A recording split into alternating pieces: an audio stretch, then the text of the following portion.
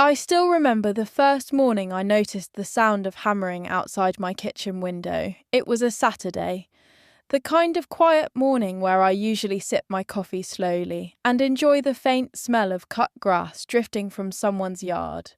But instead I heard this sharp metallic pounding over and over again.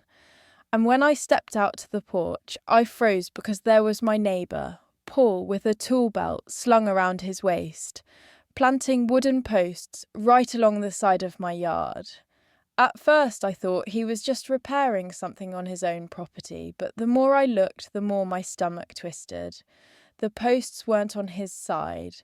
They were leaning clearly into mine, a good 3 feet over the line, where the flower bed I'd tended for years used to mark the boundary. I didn't want to believe it. I remember blinking hard as if my eyes were playing tricks on me. Because I had planted those hydrangeas the first summer after buying the house, kneeling in the dirt under the July sun, sweating and swatting mosquitoes. And now he was digging right through them, as if they were nothing more than weeds. I walked down the steps and asked him, trying to keep my voice calm, "Paul, what are you doing here?" He looked up with that casual shrug that always annoyed me, the kind that said he knew exactly what he was doing but wanted to pretend it was no big deal, and replied, "Just putting up a fence. It'll be better for privacy. You'll thank me later." My heart pounded because the arrogance in his tone was almost worse than the fence itself. He didn't ask, didn't knock, didn't even mention it, just decided to move forward as if my property was an extension of his. I tried to argue. I told him the posts were on my land, but he waved his hand like I was overreacting, muttering something about the old survey being wrong, and I felt this hot rush of anger and disbelief.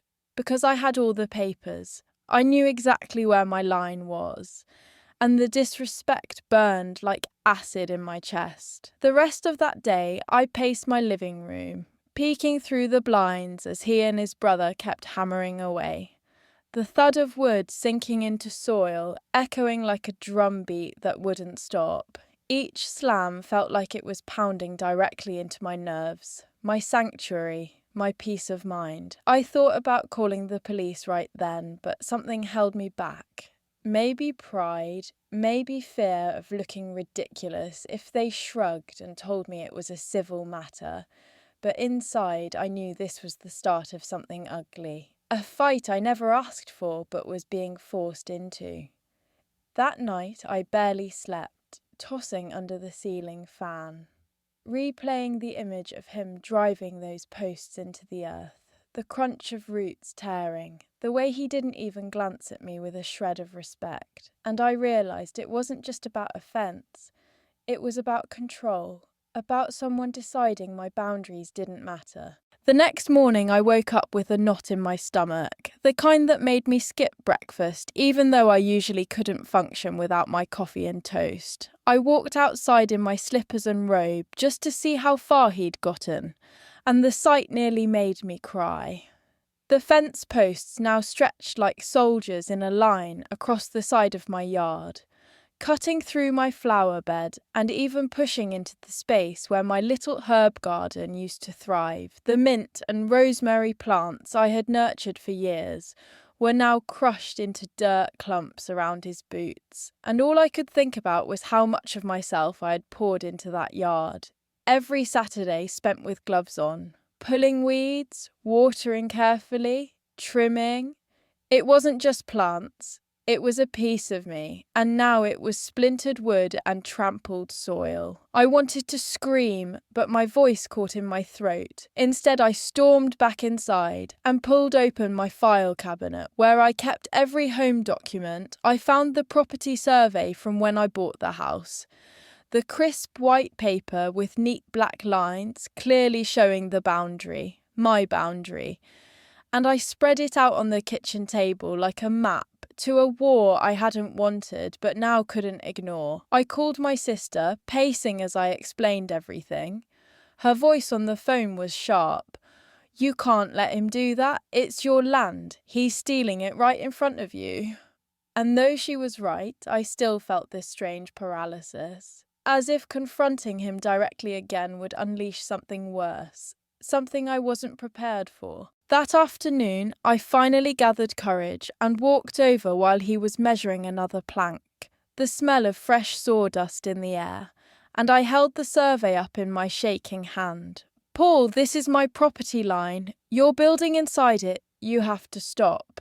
He looked at me like I was a child throwing a tantrum, and with a half smirk he said, "Paper's wrong. My dad always told me this line was ours. You'll see, I'm doing us both a favour. Nobody wants to stare at each other's yards all day." My cheeks burned with rage. I wanted to rip the plank right out of his hands, but I clenched my fists instead, trying not to show how close I was to tears, because it wasn't just wood and nails, it was the way he erased my voice.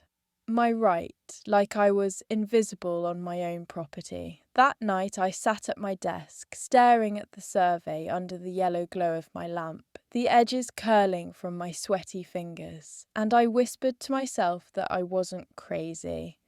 I wasn't imagining this. The paper didn't lie. And if he wouldn't listen, then I'd have to find someone who would, even if that meant dragging this fight into a place I never wanted it to go. By the third day, the fence had grown taller, the wooden panels now leaning against the posts like looming walls, and every time I glanced out my kitchen window, I felt a wave of claustrophobia, as if my home, my safe place, was shrinking inch by inch. It was hard to focus on anything else. Even my work calls blurred together while my eyes kept drifting to the blinds, catching flashes of movement, the rhythm of hammering that never seemed to stop. I tried to distract myself with chores, folding laundry, scrubbing dishes, even vacuuming rooms that didn't need it, but the thuds outside pierced through every attempt at normalcy, and by the afternoon I felt myself shaking with frustration. I thought about my father, how he used to walk the edges of our family yard with a kind of reverence, checking the fence posts he built with his own hands, teaching me the importance of boundaries, not just physical ones, but the idea that your home is sacred, that no one has the right to take a piece of it from you. The memory brought tears to my eyes because I could almost hear his voice saying, "If you don't stand up for your space, people will walk right over you." I knew he was right, and yet confronting Paul again felt impossible. His dismissive smirk haunted me, the way he reduced me to nothing with a single shrug. That evening I decided to call the county office, my hands sweating as I explained to a clerk what was happening. She sounded sympathetic, but kept repeating that I'd need an official survey done, that it could take weeks, maybe months, and that if it came to a dispute, it might end up in court. The thought of dragging lawyers into this made my stomach churn, but at the same time I felt a strange spark of determination. Like maybe I was stronger than I gave myself credit for. Later, while watering the few surviving flowers along the opposite side of the yard, I saw Paul leaning against the fence he had half finished, beer in hand, chatting with his brother like it was just another summer project, their laughter floating across my stolen ground. My hands tightened around the hose nozzle until my knuckles ached. And I realised this wasn't just about privacy or property lines anymore. It was about respect, about someone deliberately showing me that my voice didn't matter. That night I couldn't eat. I sat on the couch with the lights dimmed, staring at the shadows of the new fence creeping across my yard, and I whispered to myself that I wouldn't let this stand. I didn't know how yet, but I knew I couldn't stay silent much longer because silence felt too much like surrender. The next week felt like a blur of noise and tension. Every morning I woke up to the sound of nails being driven into wood, the hollow echo bouncing through my walls until it became impossible to ignore, and with each slam I felt my patience thinning like paper ready to tear. I tried to reason with myself, to breathe through it, telling myself it was only temporary, but every time I stepped outside, the fence loomed taller, straighter, bolder, and the sight made my chest tighten. It wasn't just a structure anymore, it was a monument to his disregard. A physical reminder that he could cross into my world without hesitation and do as he pleased. One afternoon, I walked to the very back corner of my yard, where the grass still grew wild and unchecked.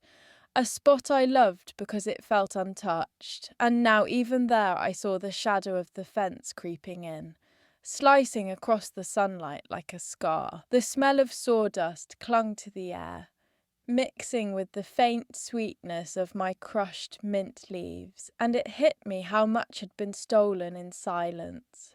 Not just space, but memories. The lazy summer evenings I used to spend tending that garden. The pride I felt showing friends how the rosemary bloomed.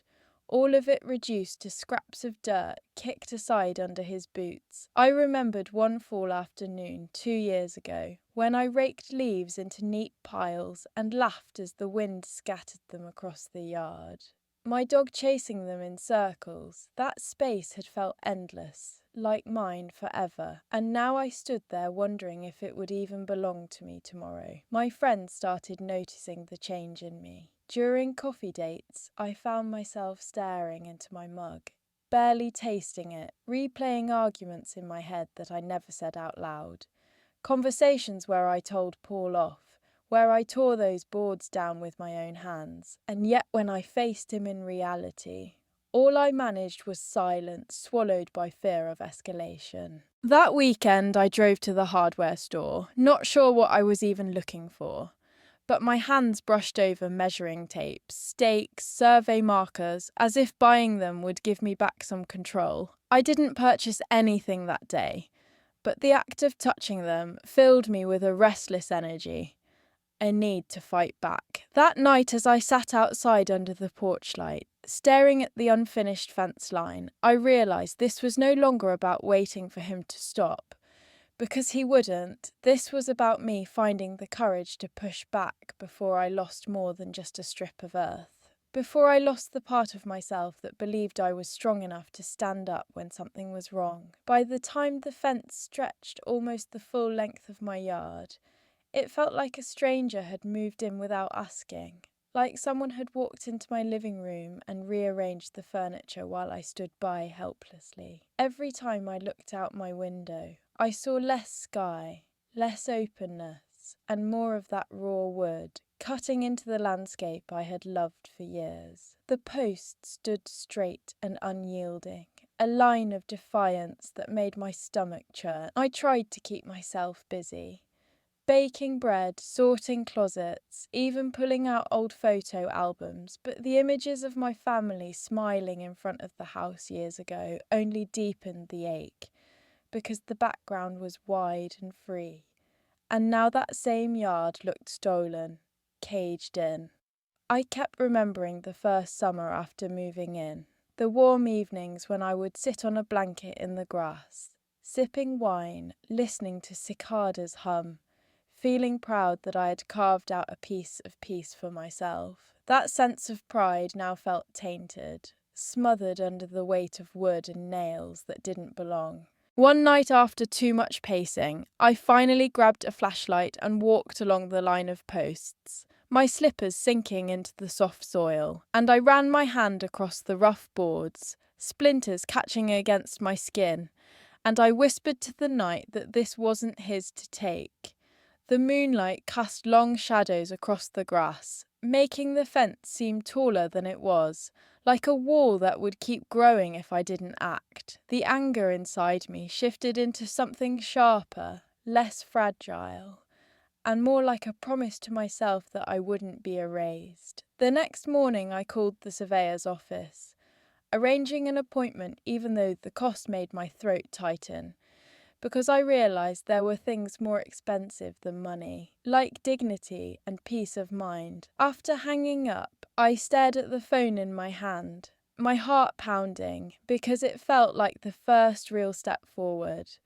a line I was drawing for myself as much as for my yard. Later that evening, I caught Paul watching me from his porch, a smug tilt to his head as he sipped his beer, and I didn't look away this time. I held his stare until he finally glanced down, and though it was a small moment, it felt like the beginning of me reclaiming something I had been too scared to fight for. That night, as I lay in bed listening to the crickets, I thought of my father's words again about standing firm, and for the first time in weeks, I fell asleep with the faintest feeling that maybe I was no longer losing. Maybe I was just starting to fight. When the surveyor finally came, it was a bright Tuesday morning, the kind where the air smelled faintly of dew and cut grass. And I remember standing awkwardly at the yard while he unpacked his equipment, tall metal tripods and a bright orange vest that made him look almost official enough to calm my nerves. He moved with quiet precision,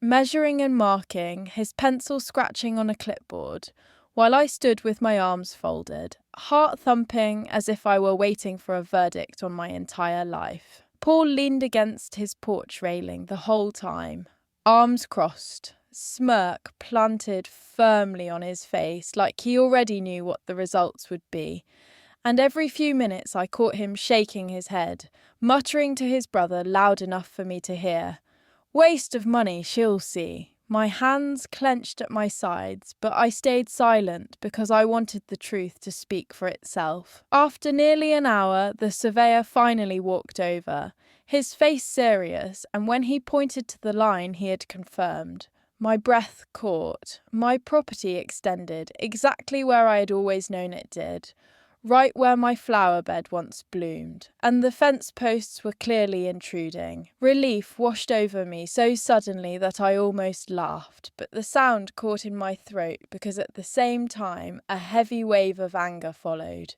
sharp and undeniable. Anger for every sleepless night, every crushed plant, every moment Paul had dismissed me. The surveyor handed me the papers, and I clutched them like a shield.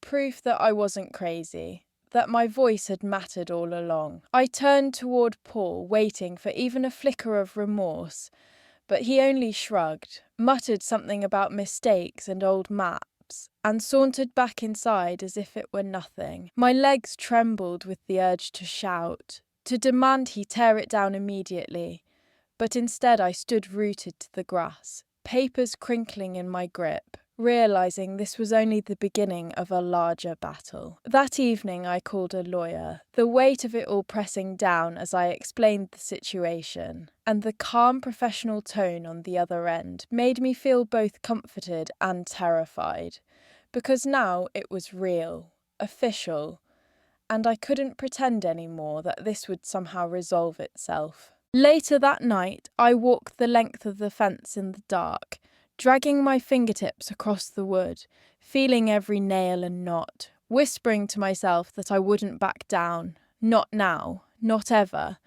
Because if I did, I wouldn't just lose land. I'd lose the part of me that believed I deserved to be respected in my own home. The lawyer's office smelled faintly of old books and coffee when I walked in, clutching the rolled-up survey like it was my lifeline, my palms sweaty, even though the room was cool with the hum of an air conditioner. I sat across from a woman with sharp eyes and calm hands, and as I explained everything, my voice shaking at first, but gaining strength as I recounted each detail, she listened intently, occasionally jotting notes, occasionally nodding in ways that made me feel like I wasn't crazy, like someone finally saw the weight of what I carried. She told me clearly that I had every right, that what Paul did wasn't just disrespectful, but illegal, and hearing those words felt like air filling my lungs for the first time in weeks. But she also warned me it could get ugly, that neighbours fighting over land often turned bitter, that patience would be tested, that he might push back harder. As I drove home afterward, the survey papers tucked carefully in a folder on the passenger seat, I glanced out at the streets of my town, ordinary houses with neat lawns, and I wondered how many of them hid stories like mine. Silent battles no one noticed. Pulling into my driveway, the fence loomed taller than ever, its shadow stretching across my yard. But for the first time, I didn't just see wood and nails. I saw something temporary, something that could be undone. That night, I poured myself a glass of wine, something I hadn't done since this started, and sat on the porch under the soft yellow glow of the light, staring at the fence line while cicadas buzzed in the trees, and I let myself feel both fear and determination together. I remembered being a teenager, standing up to a girl who used to bully me at school, my knees shaking, my voice cracking, but still managing to say no, to draw a line, and though it terrified me then, I carried that memory now like armour. Over the next few days, I started documenting everything. Photos of the fence, timestamps of the noise, even the broken stems of my hydrangeas. Each picture a reminder that this was real, that I wasn't exaggerating. Paul noticed, of course, and one evening, as I snapped another photo near the back corner, he shouted over, "You really think this is gonna work? Good luck." His laugh was sharp, cutting through the humid air, but I didn't respond. I just kept my phone steady, clicking again because silence in that moment felt stronger than shouting back. Inside, though, my hands trembled, a mix of fury and adrenaline, because I knew the fight was escalating and the calm before the storm was slipping away. That night, as I lay in bed, ceiling fan whirring above me, I promised myself again that no matter how long it took, I would see this through. Not only for my yard, but for the part of me that had been silenced too many times in the past and was finally ready to speak. A week later, the first official letter went out. My lawyer had drafted it with firm, clear language demanding Paul remove the fence immediately or face legal action. And when I slipped the copy into my kitchen drawer, I felt a strange mix of victory and dread. Like loading a weapon I wasn't sure I was ready to fire. The next morning I saw him pacing his yard with the letter crumpled in his fist. His face flushed red, his voice raised as he shouted to his brother about how ridiculous I was being. And even though I couldn't hear every word, the tone was enough to make my stomach twist. For hours after, I kept glancing out the window, afraid he'd storm over, but instead he stomped around his property muttering, occasionally kicking at the dirt like a sulking child. My hand shook when I made tea, the clink of the spoon against the mug louder than usual, and I caught myself whispering, "You're doing the right thing," just to steady my nerves. That evening I walked the yard again, this time slower, the sunset painting everything in warm gold, and as I ran my fingers across the fence boards, I felt both anger and sadness, because despite everything I once liked this neighbourhood, I liked the idea of sharing space respectfully, and now that felt broken beyond repair.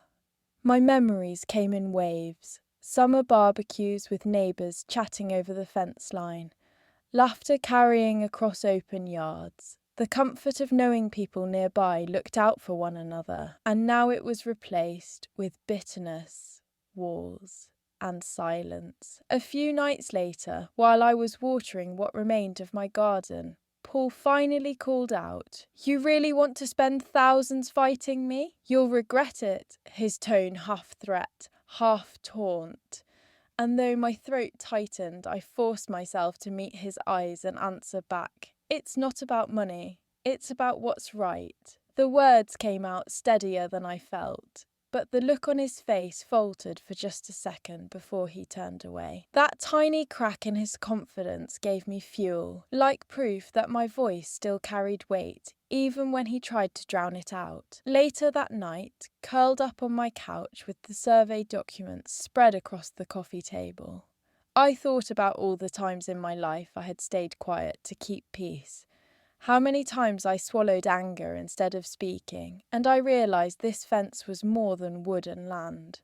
It was every boundary I'd failed to defend before, stacked one on top of the other, daring me to finally stand tall. I drifted to sleep with that thought echoing, and for the first time in weeks, my dreams weren't of fear or helplessness, but of tearing down boards, of reclaiming space, of standing in my yard once more with nothing between me and the open sky.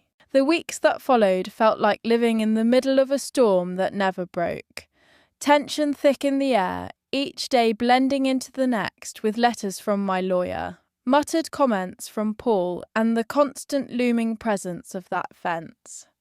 My mornings changed, no longer calm rituals with coffee and quiet, but restless pacing as I checked the mailbox, the yard, the boundaries, as if I needed to confirm over and over again that the land was still mine on paper, even if it didn't look that way outside. My friends started visiting more often, bringing wine or desserts, trying to lift my spirits, and though their laughter filled the house for a while, the moment they left, the silence wrapped around me, heavier than before, pressing against the windows like the boards themselves. I kept remembering little things, like the first daffodils that used to bloom along that property line in early spring. How I once cut a few to place in a vase on my kitchen counter, their yellow brightness filling the whole room with joy.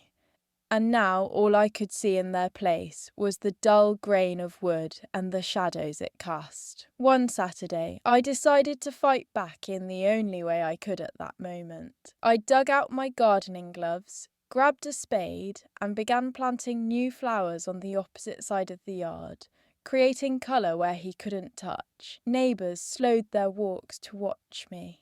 Some even nodded. A few whispered words of encouragement, and though it embarrassed me, it also gave me strength. As if they understood I wasn't just gardening, I was reclaiming a piece of myself. Paul noticed, of course, and I could feel his eyes on me from his porch, the scrape of his chair against the wood whenever I bent down to place a new plant.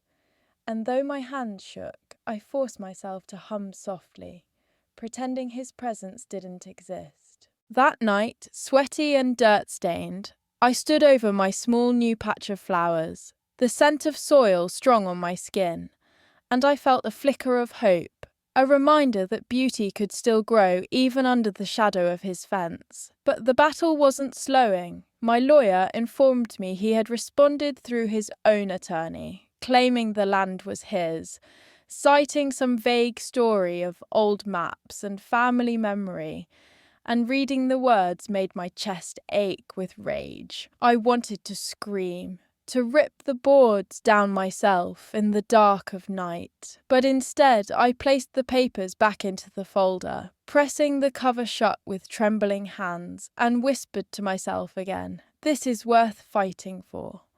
The truth was, it wasn't just about earth or measurements anymore. It was about the part of me that refused to be erased. And every letter, every step, every sleepless night was shaping me into someone stronger, someone who would not back down, even when fear gnawed at her bones. The first court date came faster than I expected, and the night before I barely slept, lying awake, staring at the ceiling, while my mind replayed every argument, every crushed flower, every smirk on Paul's face.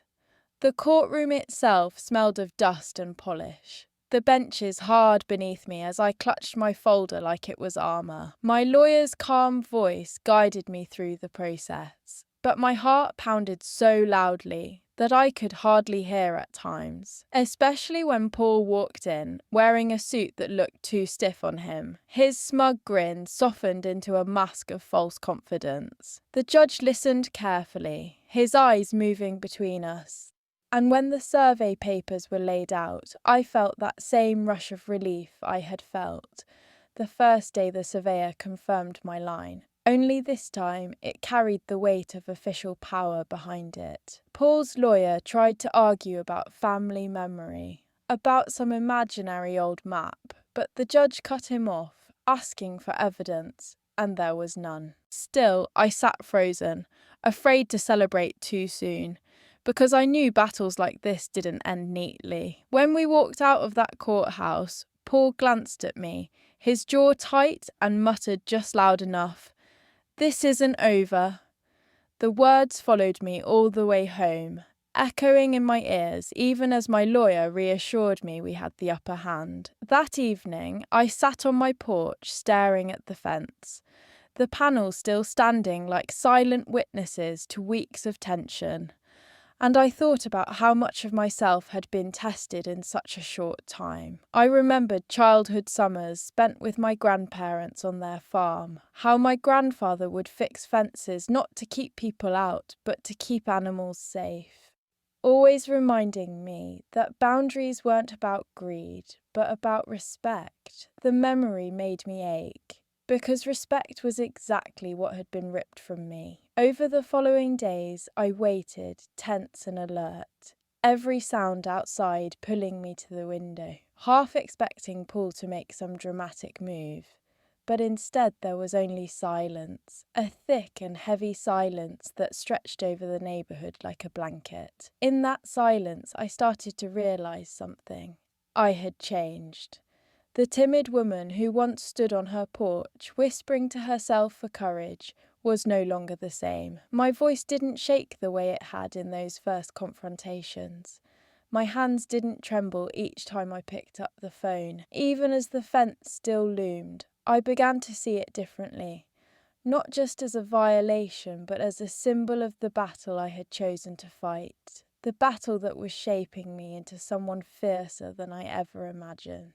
That night, as I locked the front door and turned off the porch light, I whispered, "I'm not afraid anymore." And for the first time I believed it. Days turned into weeks, and though the legal side leaned clearly in my favour, the fence still stood there every morning when I opened my blinds. Raw wood casting long shadows that reminded me of everything I had lost. At first it gnawed at me like a splinter under the skin, but slowly that bitterness began to transform into something else, a stubborn fire that pushed me to act. One Saturday I woke early, pulled on my work jeans and gloves, and walked out to the fence with a hammer in my hand. My heart pounded in my chest so loudly I thought the whole neighbourhood could hear it. But I kept moving, step after step, across the dewy grass. The wood was rough under my palms, every knot and nail a reminder of Paul's arrogance.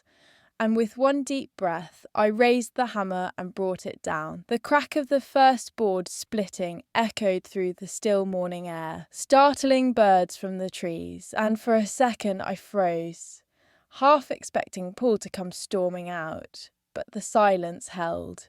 I swung again, harder this time, and with each blow I felt some of the weight I had carried lift off my shoulders. It wasn't reckless rage, it was deliberate, careful, like reclaiming something piece by piece. By the time the sun was high, sweat dripped down my back, my arms ached, and a small section of fence lay scattered in the grass. Broken boards piled like fallen soldiers. My body trembled with exhaustion, but my spirit buzzed with something stronger than fear.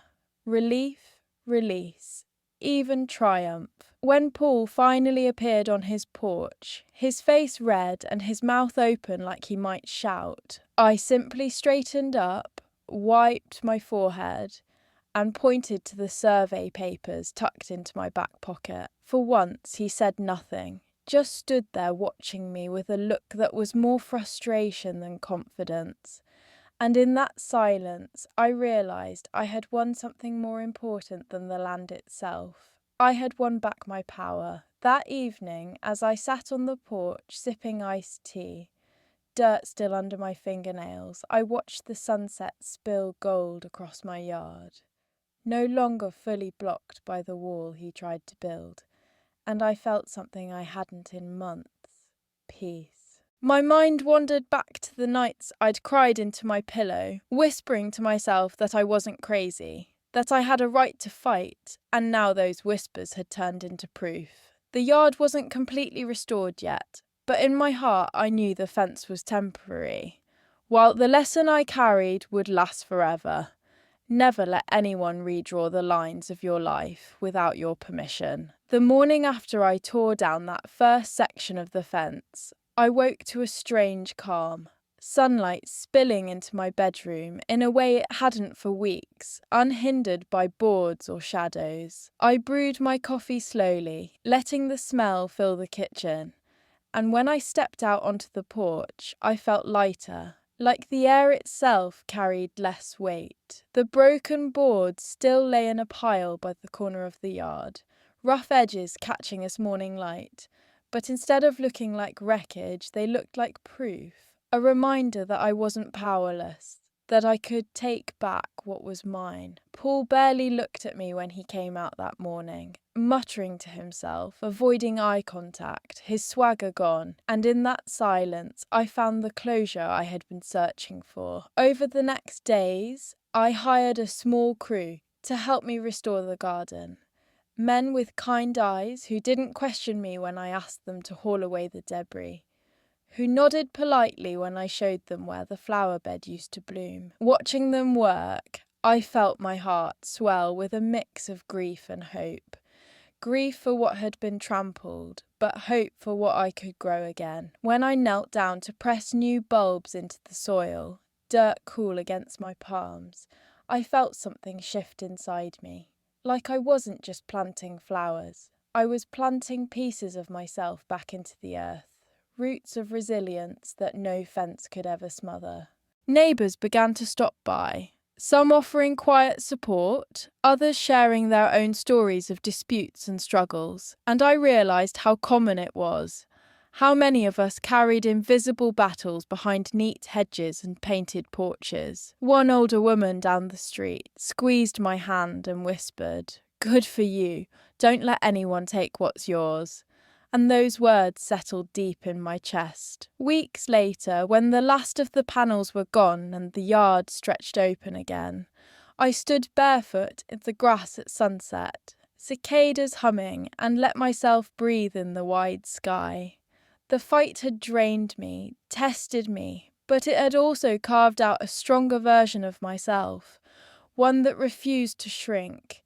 One that finally understood that boundaries aren't just lines on paper, they're the spaces where you claim your worth. Looking back, I don't regret the anger or the sleepless nights, because they led me here, to this quiet evening where I can finally sip my tea and know that I didn't just protect my yard, I protected my voice. And maybe that's the real victory, not the absence of the fence, but the presence of the courage I found to tear it down and to promise myself I'd never be silenced again.